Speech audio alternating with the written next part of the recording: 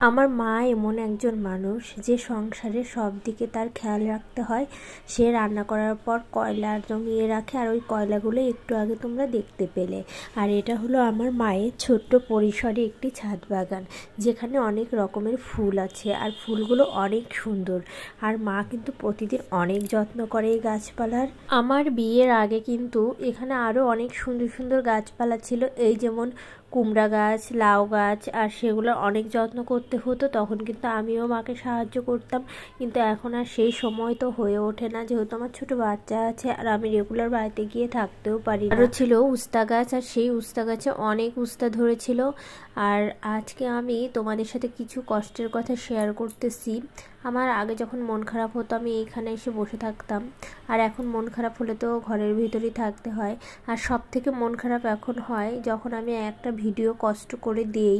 আমার পেজটি তো খুব বড় না, তোমরা আমার সাথে আছে বলে একটু একটু করে বড় হচ্ছে। আর এই পেজটিতে আমি এত কষ্ট করে একটা ভিডিও আপলোড দেই, কিন্তু সেখানে ভিউ হয় না। আমার এই জন্যই খুব মন খারাপ লাগে।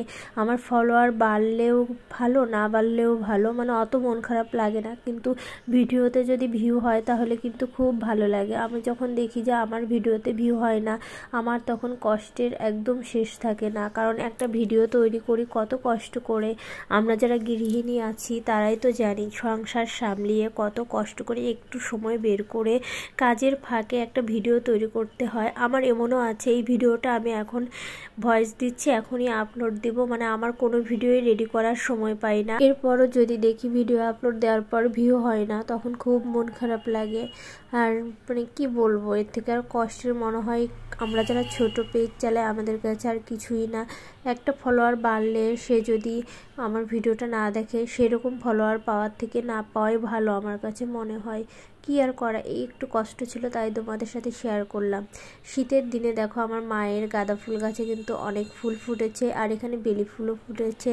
আসলে আমার মায়ের বাগানটা কিন্তু অনেক ভালো আর অনেক সুন্দর, সময় মতো অনেক অনেক ফুল দেয়। আমাদের পূজার জন্য তো এখান থেকেই ফুল নেয়। আর এখানে দেখো ক্যাকটাস গাছ, আর এটা হলো নাইট কুইন ফুল। তবে এখন তো ফুল ফুটবে নাকি আমি জানি না, তবে কুড়ি এসেছে, না ফুটলে এমনিই ঝরে পড়ে যাবে।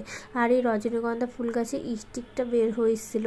আমার মনে হয় সব মানুষেরই একটা না একটা ইচ্ছা থাকে, আর আমার এখন ভীষণ ইচ্ছা করে আমার ভিডিওতে একটু ভিউ হোক, কিন্তু যখন দেখি যে হয় না তখন খুব মন খারাপ লাগে। আর এত পরিমাণে অ্যালোভেরা হয়েছে, খুব মায়া লাগতেছিল, কিন্তু তারপরে দেখলাম আমার বাবা তুলে ফেলছে, কারণ আর জায়গা নেই, অনেক অ্যালোভেরা হয়ে গেছে। আর এই সময়টাতে এই ফুলটা যে এত সুন্দর লাগতেছিল বলার মতো না, মানে একটা অন্যরকম সুন্দর দৃশ্য। তাহলে আমার এই ছোট্ট ভিডিওটি কেমন লাগলো আর আমার মায়ের ছাদ বাগানটা কেমন লাগলো অবশ্যই ছোট্ট একটি কমেন্ট করে জানিয়ে যাবে। তাহলে আজকের মতো এটুকুই, টাটা।